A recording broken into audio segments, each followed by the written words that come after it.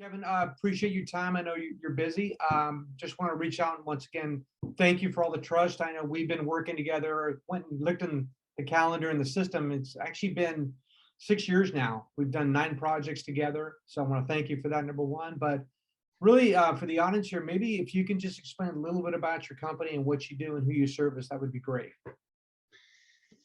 Yeah, Sunleaf is a buy-sell group of importing of wholesale fruits, vegetables, ready-to-eat products all over the world, mainly for all wholesale and industrial accounts. It's not a retail presence, but we buy the product, distribute it nationwide. We also have warehouses strategically located throughout the US that will service our clientele on the industrial level. That product is a component typically sold to them that is then turns out to be usually a product that gets into the retail lines that are pre-made meals and other products and goods that are needed for the consumer base. Excellent, excellent. And I know when we first connected back in 2017, you actually had purchased Salesforce.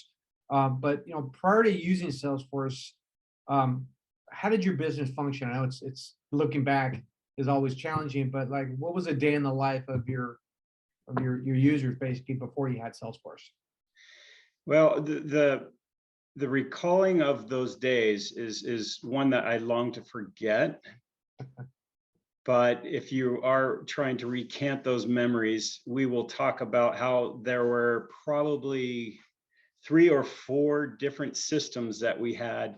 One for contact management, one just for our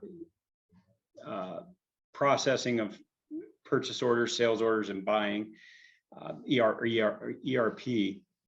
And then all of our document was remote as well, so or cloud-based, but it was definitely all paper-based product. At the time, we had stacks of paper, and we were filtering it through a machine just to actually put it into the cloud. So it was a process prior to Salesforce where we had a system called SCO Unix, which was a company that went out of business. They went in bankruptcy back in the early 2000s, and yet we still had a proprietary software for it. So we were using it in a server in our own confines of our own server within our business. And yeah, it was very archaic, and the process itself was long and arduous. So I don't even know how to explain it without getting emotional about it, Jack. Sorry for dragging you back in there. And I know when we first started talking, there was some optimization of the Sales Cloud product, but it really was about moving your ERP. And we got involved to identify a product that was built on Salesforce.com.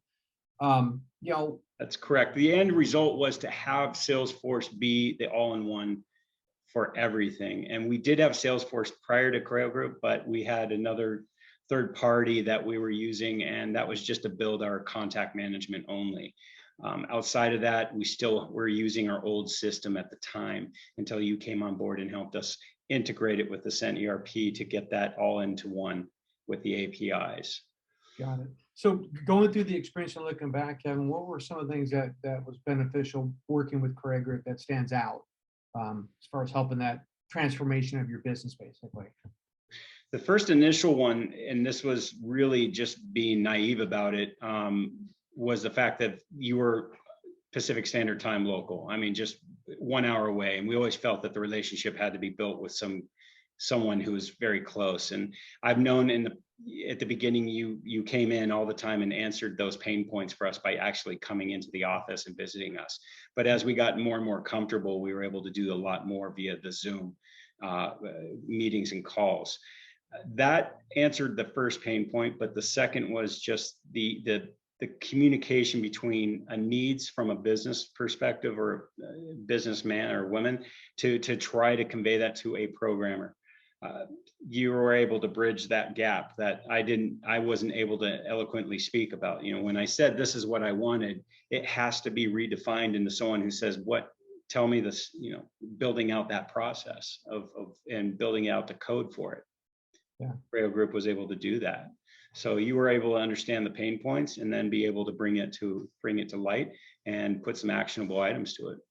That's excellent. I appreciate that. And I know a big part of the Salesforce system, as you're now getting that data, right, from your ERP system is being able to make buying decisions and potentially sales decisions. So, supply demand. And I'm just curious through, the pandemic that we're going through, right? How beneficial has it been now that you have Salesforce to manage through that? Hard to put a number to, but I'm just curious because your team worked remotely for quite a while, right? A story is that we had a flood in January prior to all the lockdown. We actually had a flood in our kitchen that pretty much closed our offices and everyone had to work remote. Hmm. With that being said, whether it was a flood and everyone had to work remote or the pandemic itself, there was one conversation I had with my VP, now COO, actually, Ray Flores. He said that without your hindsight and your crystal ball situation that happened back in 2015, we would not have been as successful in this pandemic, with the fact of moving forward with getting a Salesforce up and running, and getting Creo Group up and running with us to partner with us to make it happen. There's a blessing in everything we've done pre-pandemic to build ourselves to be able to work remotely, to be able to have a cloud-based system, to be able to process everything from not having to print it out on paper and all these other attributes towards just working remotely. And it wouldn't have happened without Salesforce and of course your help. Yeah, I mean, Kevin, I use you kind of as the standard for, you were extremely involved in every aspect, which is critical, right, to have a successful implementation. Thank you. I know what we're experiencing here also is a lot of companies are digitizing, they are connecting their ERP over.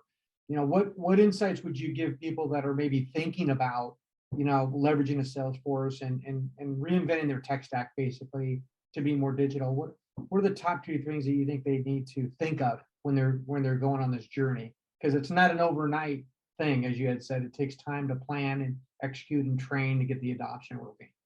Wow. I don't know. There's a 2-parter. I kind of bridging that question. I think one side of, if I'm a company thinking about converting over,